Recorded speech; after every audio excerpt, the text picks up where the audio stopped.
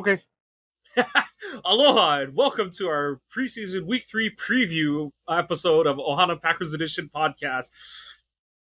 Joe and we're going back to old familiars, and Joe, let's hope let's hope that the Packers can get to back to familiar success this week against the Ravens in the preseason after that absolute snooze fest. And I gotta tell you, the pick that you used, that you photoshopped me onto, was an absolute banger in terms of how spot on it was for our takeaways from the games.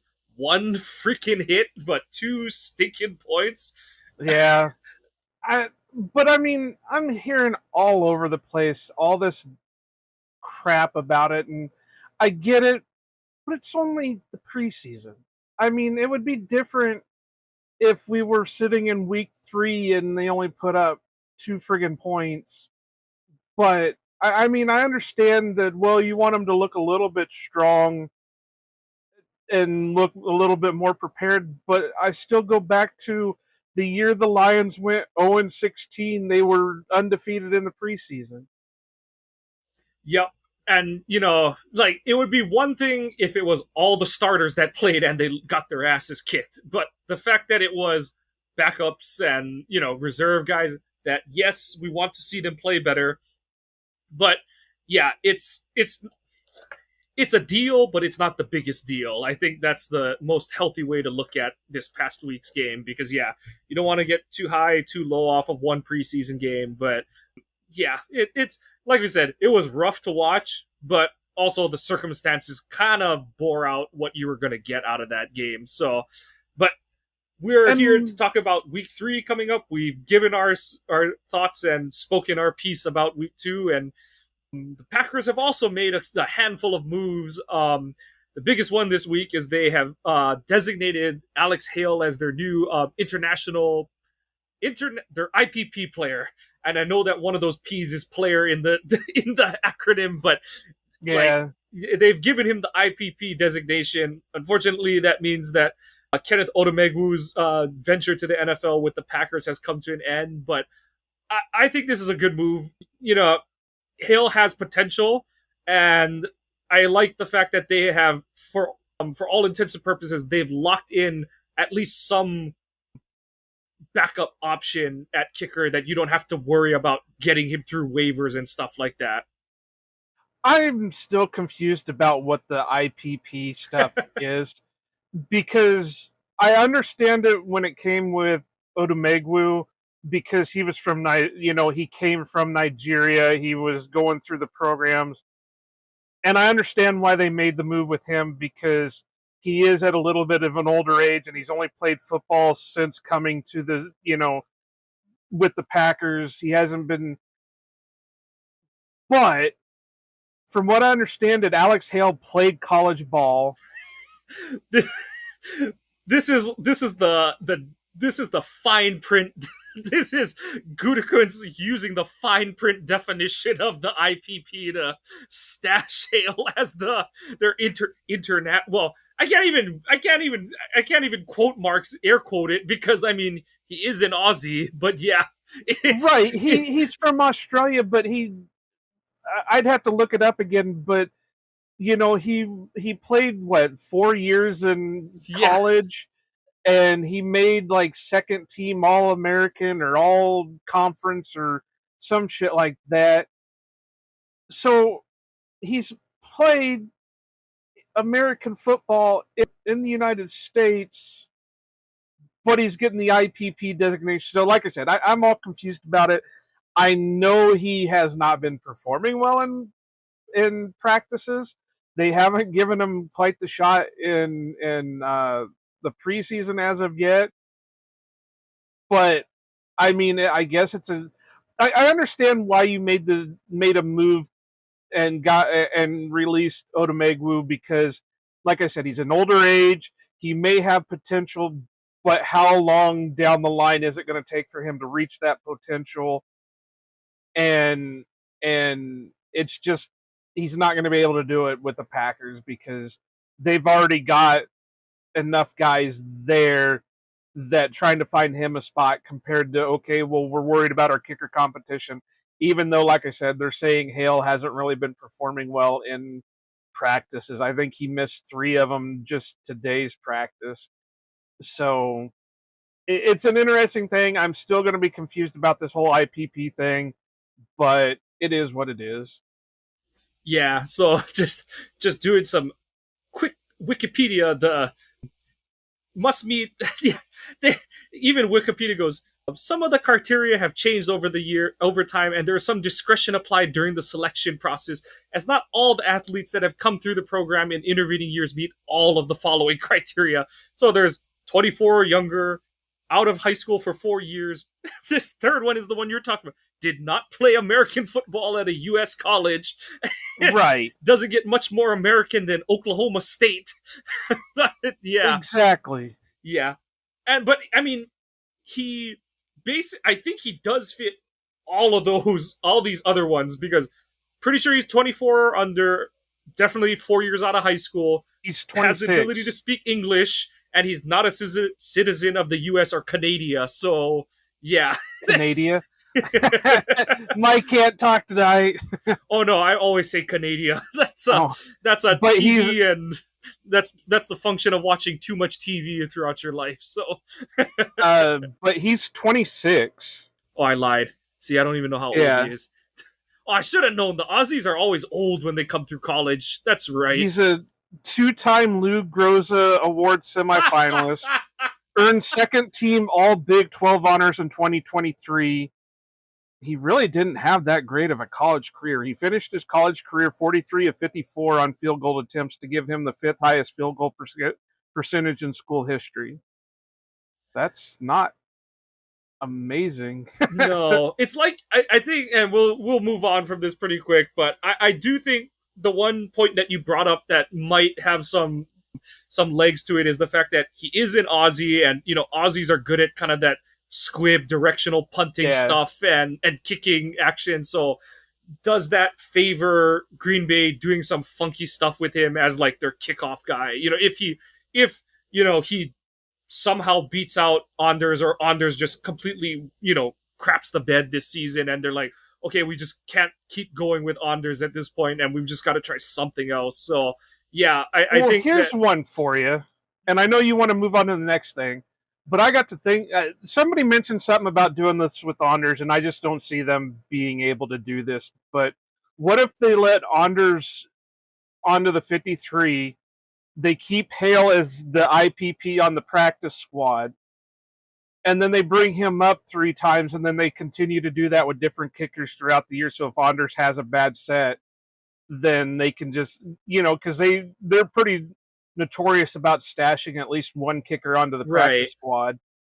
I don't think it's going to be Joseph, because Joseph had another terrible day today. And he's kicking worse than Anders is right now. But I think Anders is kind of, I know he hasn't pulled away because he was like slightly behind Joseph from last week, but I think they're at best dead even, or Anders is like slightly ahead in terms of the overall count. So, well, was it Andy Herman that put out the kicking percentage? Yeah, I missed today's one, so I'm not totally up to date on it. I think he said that Anders is currently at like 81%. Joseph is at, here we go. Anders is 54 or 67 for for training camp at 80.6%.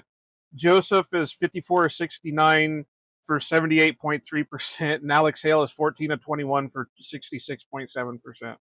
So Anders is slowly starting to pull it away. Just in today's practice, Joseph was 2 for 5, Hale was 3 for 5, and Carlson was 4 for 5. Yeah. So I would say Anders is really kind of pulling away from Joseph. Now, that doesn't stop him from bringing in somebody later on or whatever. And like I said, maybe they stash one of them on the practice squad, and they do that. They just use their 3 or 4 call-ups for, however long. And the minute that Anders shows any kind of regression, they just, all right, you're done. We'll put this guy in there. Yep. So still a long way to go with that, but it does look like, this move shows that Goot is thinking outside the box in how to kind of bolster the kicking situation. But the big roster news, Henry Pearson is back on the 90-man roster, and Joe is absolutely ecstatic. Well, I really did already predict it. I said he was going to be back for the practice squad. Yeah. So, I mean, he's just back a little bit earlier than what I figured he was going to be, but it makes it's one of sense. those, they know what he is, and I mean that in a good way. Like, they know the kind of player he is, that he's obviously reliable enough that he can be cut 2 times already in the same preseason and kept being brought back and stuff. And he's at a position that a lot of teams aren't using right now. Yeah. I mean, what is it? I think the 49ers and the Ravens are about the last 2 teams that actually use a fullback.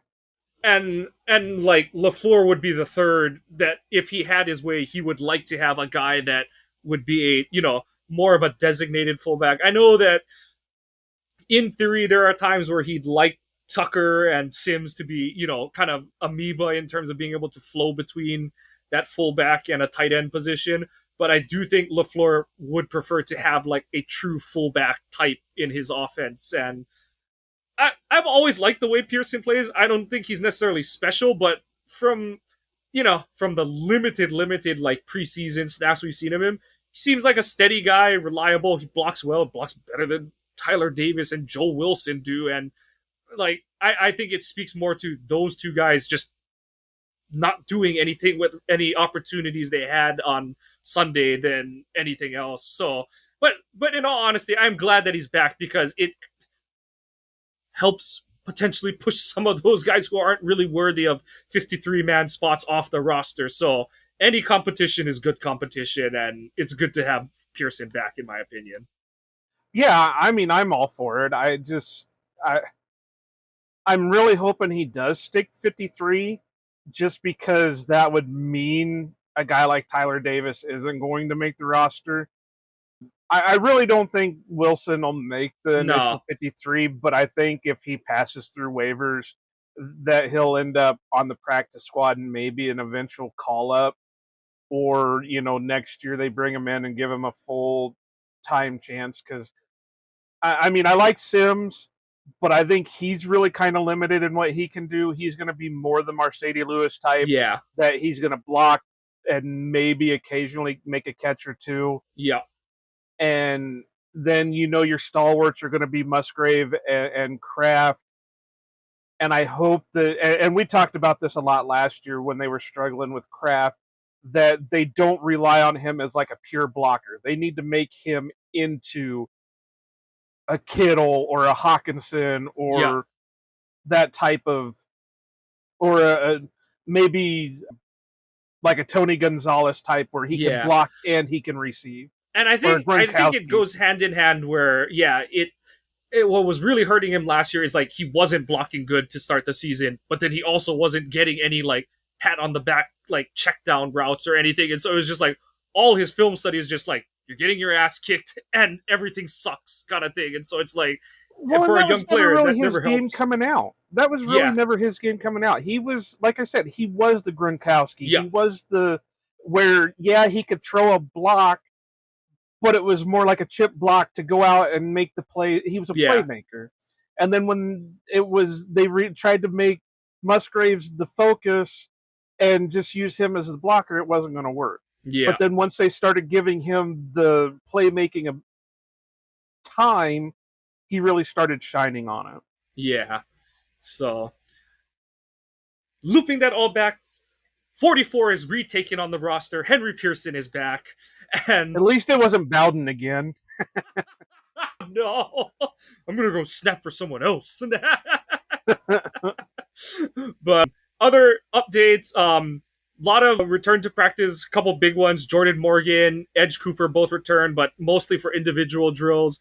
I know LaFleur was kind of mum on where those two's progress is at. He sounded a little more optimistic about Jordan potentially getting into the game on Saturday, but even that sounded like a bit of a stretch. Preston came back from an illness, but I doubt he plays on Saturday. We'll get into that in a little bit. The two kind of bummer, the irony of it is it's like they're the two guys who are kind of battling for the same spot is Marshawn Lloyd and AJ Dillon both still out for practice today. And not that, and as much as a lot of people were like, "Oh, Dylan's like really in trouble," it would have been a lot to expect a third round running back, any third round running back, to come in and just take a spot from Dylan, who I know, he's not off to the greatest start this preseason. I know that, he has a lot of his warts and stuff, but he is a guy that they do trust to know the offense in and out and stuff. That's a big task to overcome for a rookie who's, got to prove himself in pass pro, prove that he's not a fumbler, as, kind of is a little bit of his scouting, that's a little bit of his scouting card. But it's a bummer to not see Lloyd other than like 5 plays against Cleveland. So, and I know that I think it was either Paul Brettel or Robin who wrote an article about how Lloyd is a guy who they changed the IR rules so you can have I think it's either 2 or 3 guys that you put on IR before final cuts, and they can be designated to return still during the regular season. So that is sort of an option for Lloyd, especially, and it's so hard to tell because it's preseason and LaFleur is especially guarded about injury news, even though he already and is I guess pretty. It just right, yeah. And I guess it just depends on what is it like old IR where he has to be out for like 6 weeks before he? I think 4 weeks or whatever, yeah, something like that. So yeah. So that'll make a difference on that decision, because if he's a little bit closer, then maybe you just let him ride it out with him. But if he's going to be down for a bit, then maybe use that. I don't think it's serious enough for a pup visit. No, because that would mean he is definitely out for 6 weeks. Yeah. So I know. I have to say I have not been an AJ Dillon supporter for a long time. Not because he's a bad guy or anything. He's just not been able to live up to that big body running back that we expected out of him. I don't think this injury is helping him. Because he's not being able to get out there to win the job per se, because the contract that they gave him for this year alone tells me that this is his final shot to make something out of it, and being injured isn't going to help him. Now, and especially because it's a stinger too. It'd be one, not that you wish it was like something like a lower body thing or anything, but the fact is he's supposed to be like a physical runner, and if you got a stinger, you like, trust me, you're going to shy away from contact. If like, I don't know which side, but let's say it's his right side. It's like, I want to say they said it was the same one he had last year. Yeah, it was I can't remember which one it was, but yeah, it's like, trust me, especially if it's a recurring one, you make mental notes of that. And you as someone who's dealt with it, exactly what the movement or contact or shock is that gives you that irritates the nerve as much as it does. And you consciously or subconsciously, you react before you think you're reacting to it. But hopefully they're managing it well, and it's something that'll be alleviated prior to the trip to Brazil. But that's, those are the big names. There's some other smaller names, like I think Keyshawn Banks came back and stuff, but no one else who's really expected to make the roster was missing time and stuff. So we'll dovetail this in. Joe, do the starters start this week? I don't think all of them will. I think there'll be a select few of them that will get some starting time.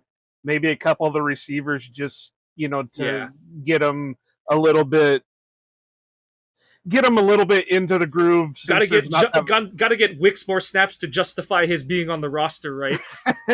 Right. But no, now that they don't have the 4th game and they have that bye week between game 3 and the week 1 of the season, this gives them a little bit of game action to go out, get some of the rust knocked off and prepare for the following week. So I'm not going to say they're going to play the whole game. Yeah. But like I've talked before, the old way of doing it was you had 4 games. The first game the starters saw maybe a drive or two. The second game they got a quarter. The third game they got a half, and then the 4th game they didn't play at all. Yeah. Whereas now you can't really do that. So I think some of them. I think if Jordan Morgan can go, he's definitely going to see a lot of playing time. So he's potentially the starting right guard Yeah. on Of the paper O right now. line, I think the only two guys who probably won't, like I would say, are most likely not to play are Myers and Elton. I think with Rashid and Tom, it's a very interesting dichotomy with the two of them for different reasons. Like Rashid, I still don't think he's played 1,000 snaps, and so like whatever whatever experience you can get him is always good. And then on the other side, Tom has missed most of training camp because he's been rehabbing from the Yeah. torn pec kind of thing. But at the same time, as we saw last week, they do not have tackles behind those two, so it's that kind of like damned if you do, damned if you don't, where it's like you want to get both of them reps. Rashid just to get more experience, Zach to get his timing and knock the rust off from the time that he's missed with the rehab. But at the same time, it's like you don't want him to go and bolo an ankle or something like that in a a quote unquote meaningless preseason game, because then it's like, well, crap. Now what? So 851. yes, I can still get something right off the seat of my pants, but but And yeah, that so might not even be including like preseason snaps. right, Either, right, so. right. And then but then to go a further step, it's okay. Now your top line doesn't play, so it's your backup line again. We saw what happens when your backup line tries to block a starting front, and Emmanuel Wilson, who's trying to show that he does deserve a roster spot. I think, especially with the Dillon injury, the Lloyd injury, the questions that passed, the fact that it's Pearson fighting with Tyler Davis and Joel Wilson for like that fullback tight end 4 spot and stuff. It's kind of like, oh, okay, like Wilson, you think he kind of should be a relative or something, whatever the thing right below roster lock is. Yeah. He's a Musgrave. Yeah. But, it would help him. It would help his chances if he had better blocking in front of him, that he's not, right after he gets the handoff, he's not getting hit in the backfield. Same for Pratt and Clifford. I don't, like you said, you and I, we're Big Ten fans. We know who Sean Clifford is. We've known who Sean Clifford is for 6 years at this point. And Pratt just isn't ready yet. He's just he's a little kid out there. So, but whatever top talent you can put around them would be beneficial for their, development. But so I do think LaFleur is weighing that. But at the same time, I do think push come to shove, he's going to say, I can't get my top O lineman hurt before the games really count, kind of thing. So, like you said, maybe a drive, depending how long the drive is. But yeah, I kind of get the feeling top O line is probably in bubble wrap. Watson and Dobbs are almost certainly in bubble wrap, and then I can't see Love playing if the top O line isn't playing. There's just I just don't see any Unless way that he you goes that. in and tells LaFleur that I'm playing, I don't see them putting him out there for nothing. Yeah. And even if he does that, I see LaFleur saying, haha, like the fire, but we're taking your helmet away. Like, but like I said, I think if Morgan is full go, then yeah, he's going to get a good amount of snaps. Maybe maybe at least let Tom out there a little bit to get the rest knocked off, and then get him used to playing next to Morgan. Yeah. And I think that would be about it. Yeah, I don't think Myers, although it kind of scares me because I really don't think Sean Ryan is that great of a candidate for backup center.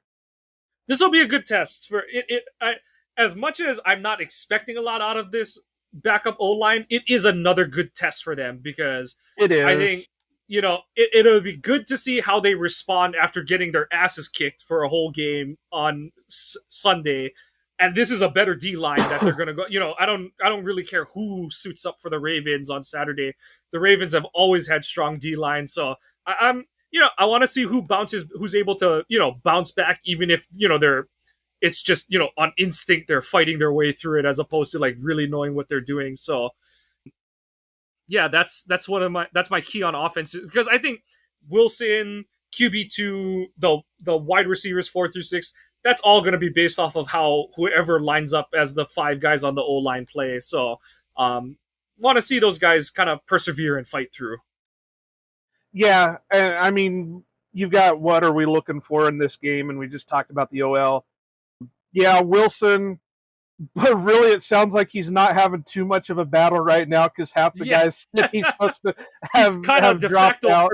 two at this point, and I'm comfortable with that. Are you comfortable with that? I am, honestly. I wish we could see him behind the number one offense. Right. Because I think that would make me feel a little bit more comfortable. Because, and this is my thought process with it, and I could be completely wrong and be worrying.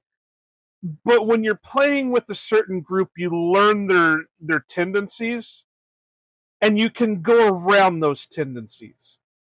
So he's been mainly playing with the 2s and 3s. So he's learned the tendencies of the 2s and 3s, but now if he gets thrown into a game with the 1s, is he going to be able to produce the same with the 1s as he would with the 2s and 3s? You would hope so, but he doesn't get to see those tendencies, like, okay, well, I know Tom is going to do this on this type of run. Yeah. And, so no one's seen Tom that much this preseason either, so right. Yeah. Or Rashid. I know Rashid's going to do this, and he's going to take out his guy going this way. So if I cut in this way, on the ground. Right. So I mean, I could be completely wrong with it because I'm not a big analyst of those things, but I would think just common sense tells me that he's used to being behind certain people, that it might throw him off, and that's why he might not.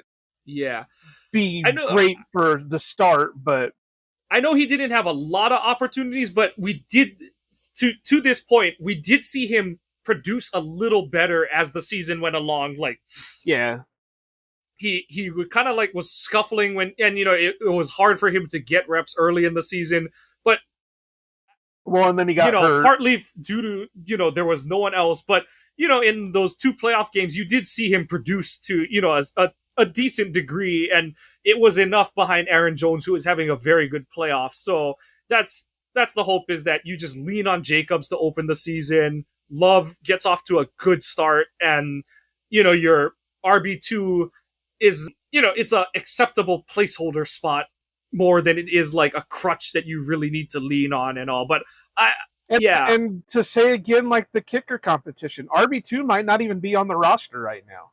That's true. I mean, there could be a guy that a kind of a bigger name guy that gets cut at some point during the 53-man reduction that they say, okay, well, he's going to do us better, and Mike's knocking shit over there. This guy over here could be better than what Dylan's going to give us, so we're going to cut loose on Dylan, put Lloyd on IR for now, bring this other guy in, and we'll run with him and Emmanuel Wilson as our backups. Yep. So, I mean, as of Tuesday, Green Bay is going to cut down, and other teams, they almost always do start right after the final preseason games end. So, Packers always wait last minute, though. Yep, I know, and because usually I've already been talking with my buddy Wes that maybe we need to just go sit over there all day Tuesday and see what the action's going to be. And ask Wes Hod to just drop pieces of paper out the window. But yeah, I think that, fortunately or unfortunately, a bunch of these things are going to kind of sort themselves out. The kicking competition, we'll see if they can just get in range. And like I said, honestly, I would not be mad at LaFleur. Obviously, you want to see your team score touchdowns and stuff, but if he just calls stupid shit after he gets into field goal range and basically sets it up where each of Joseph and Anders get like 2 or 3 45 to 55-yard field goal attempts, I think that would be one of the best uses of preseason that you could have, like based on what the Green Bay Packers need to find out this preseason. I know some people would complain and some people are like, what is that? But I would be completely satisfied and almost proud of LaFleur to go to that distance. Fuck it, LaFleur, kick it on 3rd down, like just to show how important this kicking competition is. So yeah, I know he wouldn't, because you got to give the other guy, those other reserve players, a fair shake at it. But like, that's how important I do think figuring this kicking situation out is. Linebackers, that's the one position where, just because I have no idea how many they plan to carry this season, because you've been in a 3-4 for over a decade and you only really need 4, and now you're going back to a 4-3. So it's like, do you go to 5? Do you go to 6? But you also need a lot of guys in your D-line rotation, and you get into the numbers, you're still going to carry the same number of DBs in that 10 to 11 range. And so it's like, are you stealing from Peter to pay Paul kind of thing and stuff. But I do think, I'm going to tell you this, I do think your Hawkeye deserves to make the final roster. I don't know if it's a lock. You know what was really pissing me off during the game, though, is when he would do something, they would call him the Wisconsin native. It's like, you motherfucker, he was a Hawkeye. Who recruited him? Who recruited him and gave him a spot? But I was just going to say that I think really what the linebacking battle will come down to is just between Eric Wilson and Christian Welch. I know they have a couple other guys on there. Gopher and stuff. Yeah, and there was the other guy that they just signed that was teammates with Cooper. Yeah. What I'm trying to look at the roster right now, because I know there's a few of them that I'm not even going to remember off the top of my head. But I really think that battle will decide who's on the practice squad, or those battles will decide who's on the practice squad. Yeah. But I think the main battle is going to come down to Wilson and Welch, just to decide who's on the roster, because I don't think they're going to keep both. Yeah. I mean, they could, but I think it would take an injury somewhere else. Like one of those, like, oh, they've got, like, let's say, like, they, for whatever reason, they're like, we're only keeping 8 linemen. They're not going to do that. They'll keep worse linemen over other positions, because there's no way they're going into the season with that. But if they were to go short at another position, they might say, like, and this is where, our associate head coach might bang the table and just say, like, hey, I need more guys. I need more dudes for special teams. So if Bisaccia walks in and just says, like, nope, I want both these guys, like, and that could happen too. Yeah. But I mean, right now I'm looking at it, there's 9 linebackers right now. You got Cooper and McDuffie and Walker and most likely Hopper that are definitely on the roster. Yeah. But then you've got Goforth, Chris Russell, who's the guy that I was just talking about, that is he played with was Cooper. Edge's teammate. Yeah, and then you've got Welch, Wilson, and Christian Young. I think Young spent a little bit of time on the practice squad last season. Yeah. So really, like I said, you've already got 4 guys that you're most likely are going to make the roster no matter what, in Hopper, Edge, Walker, and McDuffie. So then you just got a battle behind that. And I think your first tier battle is Welch and Wilson, and then your second tier will come down to Goforth, Russell, and Young. Yeah. And I think Russell's kind of got it is hindered a little bit because he came along too late into training camp. The only thing that'll help him is he was Cooper's teammate, and maybe they can get like a Bash brother situation going on, and they'll play off each other. Yep. And then your last one is the young DBs. I think it's the same situation. I think everything is already, unless something comes up and they decide to trade like Eric Stokes. Right. I don't think he'll be a cut candidate, but it could come up to, all right, we're going to trade Stokes for this guy over here and hope a change of scenery helps both of them, even though I think Stokes has played decently in training camp. But it's really going to come down to, okay, we know Jair, we know Carrington, we're pretty sure Keyshawn and Stokes are there. That's going to leave King, who is a draft pick, Ballantyne, who stepped up last year, but is he going to be able to continue that into this year? And I think there's one or two I'm missing, but I was pretty surprised that Ballantyne was inactive last week. Like, I was pleasantly surprised that he didn't suit up for the game against Denver last week. All right, so there's a few other ones like L.J. Davis, Robert Rochelle, and Jermon Green. Yeah. Yeah. So I think it's all set. It's just a lot of those will be battling for. I think the big question is, do you keep Ballantyne or do you keep King? Yeah. So I really, that's about the only thing, because the other guys will just be battling for practice squad and audition for other teams. Yep. So it's a lot of we'll see, because I mean, teams are always going to play it mum on who's going to play and who won't play in the preseason. But that's what kind of makes it exciting, because different guys are going to get their opportunity and hopefully they make the most of it. And for the love of God, play anyone else at guard but Royce Newman. We know what that is already. Like, just I'd like to see Glover get a shot at guard. Have that massive man in there.